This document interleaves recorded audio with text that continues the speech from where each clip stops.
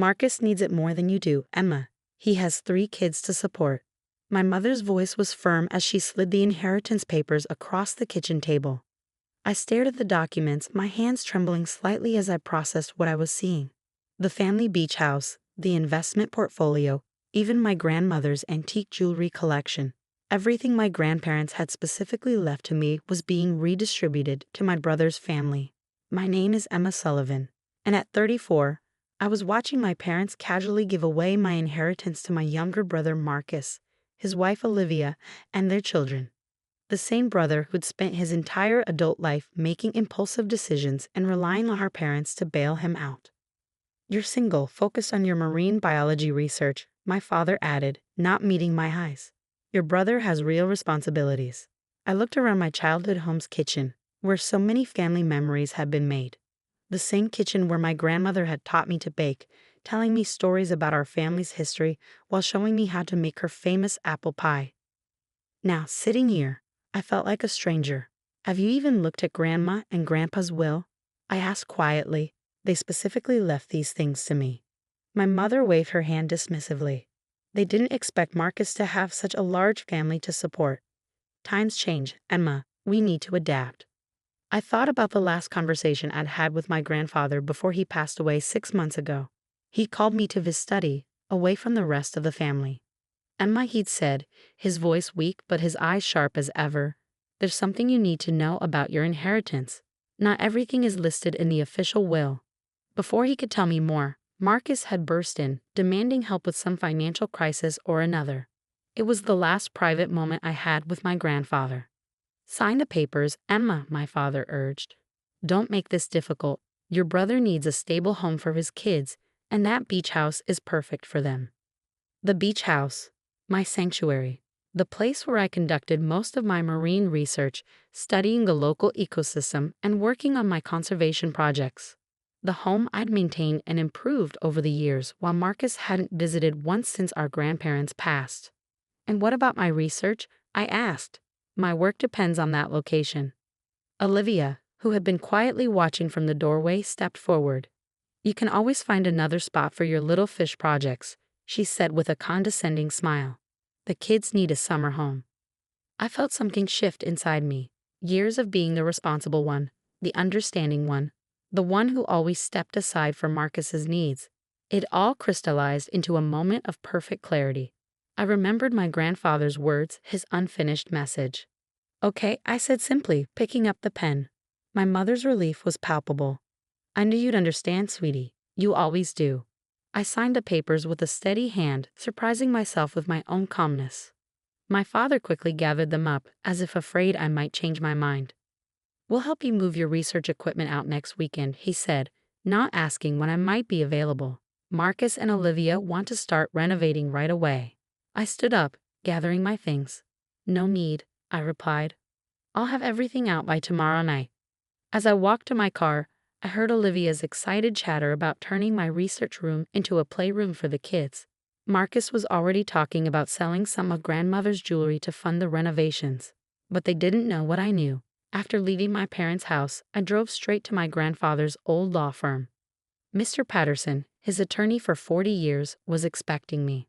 "I wondered when you'd come," he said, pulling out a thick envelope. "Your grandfather left this for you, with strict instructions not to mention it until you came asking." Inside was a letter, written in my grandfather's shaky hand. "My dearest Emma, if you're reading this, then what I feared has happened. Your parents have always favored Marcus, even when it hurt you. But I've watched you grow into an extraordinary woman, dedicated to your work and to preserving our world's oceans. You remind me so much of your grandmother. What your parents don't know, what no one knows, is that the beach house and the items listed in my official will are just a small part of your inheritance. The real treasure, the one that truly matters, is waiting for you. Mr. Patterson has all the details. Remember, my girl, sometimes losing everything is the first step to finding something greater. Love, Grandpa." I looked up at Mr. Patterson, who was smiling knowingly. "Ready to see what your grandfather really left you?" he asked. For the first time since this whole ordeal began, I smiled too. "Yes," I said. "I think I am." Mr. Patterson led me into his private office, pulling out a large folder marked Sullivan Legacy, Private Holdings. As he spread the documents across his desk, I felt my breath catch. Your grandfather, he explained, owned a chain of private islands off the coast. Small ones, but ecologically significant. He purchased them 30 years ago when they were considered worthless. Now they're home to some of the most diverse marine ecosystems in the region. I stared at the photographs and documents, 3 pristine islands, each with its own unique ecosystem. More importantly, each came with fully equipped research facilities, built gradually over the years without anyone in the family knowing. He followed your work closely, Mr. Patterson continued. Every paper you published, every conservation project you started. He used your research to decide how to develop these islands. The main facility is actually larger than your lab at the beach house. My hands trembled as I looked through the facility specifications. State-of-the-art marine research equipment, sustainable housing units, even a small dock for research vessels. Everything I could have dreamed of, and more.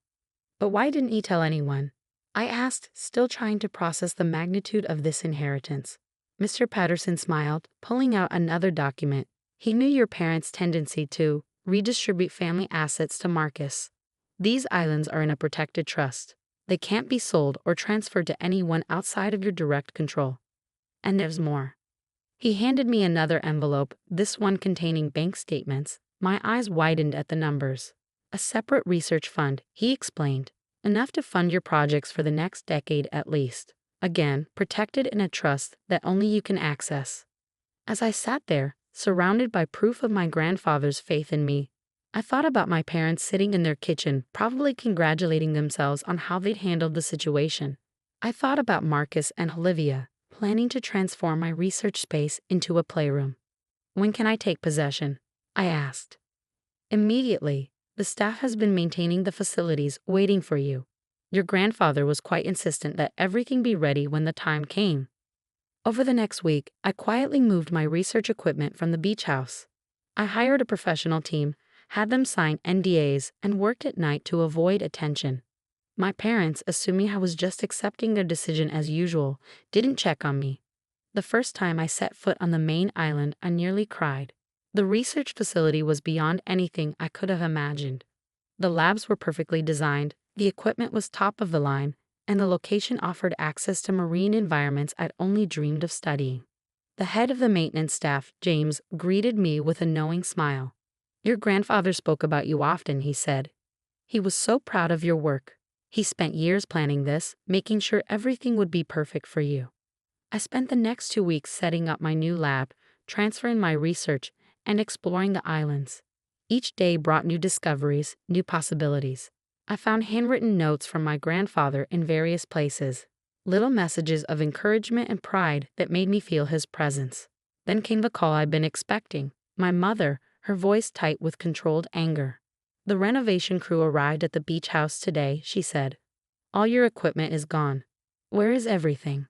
I moved it, I replied simply, as requested. But where? Your department says you've left the university. What are you doing, Emma? I could hear Marcus in the background, demanding to know if I'd taken anything else, probably worried about the jewelry he planned to sell. I'm continuing my research, I said. Don't worry about me. This is ridiculous, she snapped. You're acting like a child. Just tell us where you've moved everything. No, I said firmly. I don't think I will. You wanted me out of the beach house, and I'm out. The rest is no longer your concern. I ended the call and turned back to my work. Through my lab's floor-to-ceiling windows, I could see the sun setting over the ocean, painting the sky in brilliant oranges and pinks. On my desk sat a framed photo of my grandfather and me, taken years ago during one of our beach walks. You were right, Grandpa, I whispered to the photo. Sometimes losing everything is just the beginning. My phone kept buzzing with messages from family members. Marcus demanding to know where I'd hidden our grandmother's jewelry, which was safely stored in my new home, exactly where it belonged. Olivia complaining that my dramatics were ruining their renovation plans. My father attempting to guilt me into revealing my new location. I ignored them all, focusing instead on the research proposal I was drafting. With the resources now at my disposal, I could finally pursue the large-scale conservation project I'd always dreamed of. My grandfather had given me more than just islands and facilities. He'd given me the freedom to pursue my passion without compromise. As I worked late into the night, surrounded by the gentle sound of waves and the quiet hum of advanced equipment, I felt truly at peace for the first time in months. But this was just the beginning of my story. 3 months later, my research made headlines in major scientific journals. Groundbreaking marine conservation study reveals new species read the headlines. My work, conducted on my private research islands, had identified 5 previously unknown marine species and established a new method for coral reef restoration. The morning the news broke, my phone exploded with messages, not just from colleagues and fellow researchers, but from my family. They'd finally discovered where I'd been and what I'd been doing. Private research islands? My mother's voice was shrill when she finally got through. How is this possible? Where did you get the funding for all this? Grandpa, I said simply. He left me more than just a beach house. The silence on the other end was deafening. I could almost hear her piecing it together. All those years Grandpa had spent puttering around with his investments as she dismissed it. The frequent trips he'd taken to check on properties that no one had questioned. Why didn't you tell us? She finally managed. Like you told me about deciding to give away my inheritance? I countered calmly. Besides, this was Grandpa's wish. He wanted me to have a place where my work couldn't be taken away or dismissed as little fish projects. Later that day, Marcus and Olivia showed up at my university office, having tracked me down through the publication. This isn't fair, Marcus declared, waving a printout of the article. You've been hiding all this while we've been struggling with beach house renovations. I looked up from my work, taking in their designer clothes and Olivia's new jewelry, probably purchased with the sale of our grandmother's antiques. Struggling? I raised an eyebrow. From your social media posts, it looks like you've been having quite the luxurious summer. That's different, Olivia interjected. We have children to think about. They deserve the best. And I have endangered species to think about, I replied. They deserve a chance at survival. Now, if you'll excuse me, I have a video conference with the National Marine Conservation Board. Their expressions as they left my office were priceless, a mixture of anger, jealousy, and the dawning realization that they underestimated me completely. The final confrontation came a week later when my parents insisted on seeing the islands. I agreed, but on my terms. The research boat picked them up at dawn, and as we approached the main island, I watched their faces. This is incredible, my father whispered, taking in the state-of-the-art facilities.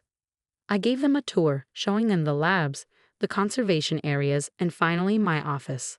There, prominently displayed, was the photo of Grandpa and me, along with all my research awards and publications. Your grandfather planned all this? My mother asked, her voice small. He did, I confirmed. He believed in my work, even when no one else in the family did. He made sure I would have everything I needed to succeed. We've always believed in you, my father protested weakly. No, I said firmly. You've always expected me to step aside for Marcus. To be understanding, to give up what's mine for the greater good of the family. Grandpa was the only one who saw me for who I really am. As if on cue, one of my assistants rushed in. Dr. Sullivan, the new coral reef implementation is showing amazing results. We're ready when you are. My parents watched as I confidently gave directions, coordinated with my team, and managed multiple aspects of the research facility. Gone was their understanding daughter who always gave in. In her place stood a respected scientist, a leader in her field. We were wrong, my mother finally said as they prepared to leave. About everything. Yes, you were, I agreed. But that's okay. I'm exactly where I need to be. As their boat pulled away from the island, I felt a profound sense of peace. My grandfather's gift hadn't just been the islands or the facilities, it had been the chance to prove my worth on my own terms. 6 months later, my research facility hosted an international marine biology conference. Scientists from around the world came to learn about our conservation methods. Marcus and Olivia's beach house renovations had gone over budget, forcing them to sell it. Meanwhile, my work was making real change in the world. Standing on the observation deck of my research facility, watching the sunset over my islands, I held Grandpa's last letter in my hands. Sometimes losing everything is the first step to finding something greater, he'd written. He was right. In losing what I thought was my inheritance, I gained something far more valuable, not just success, but the confidence to stand up for myself and my dreams. My phone buzzed with another message from my mother, asking if they could visit again. This time, I smiled as I replied. They could visit, but on my terms. After all, these islands weren't just an inheritance, they were my legacy. One I earned through not just my grandfather's faith, but my own determination to succeed.